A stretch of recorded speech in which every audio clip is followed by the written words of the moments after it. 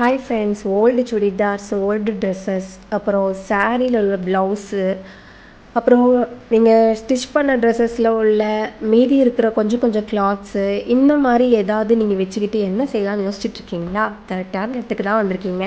உங்களுக்கான வீடியோ தான் இது. இந்த 8 கவுன்ஸை நான் என்னோடய டாட்டருக்காக ஸ்டிச் பண்ணதுங்க. இதுலேயும் லாஸ்ட்டு 5 கவுன்ஸ் இருக்குல்ல, அதெல்லாம் நான் சொன்ன மாதிரி என்னோடய ஓல்டு சுடிதார், லெஹங்கா, ஷால் இந்த மாதிரி கிளாத்தில் இருந்தானுங்க நான் ஸ்டிச் பண்ணுறேன். அழகாக இருக்குல்ல?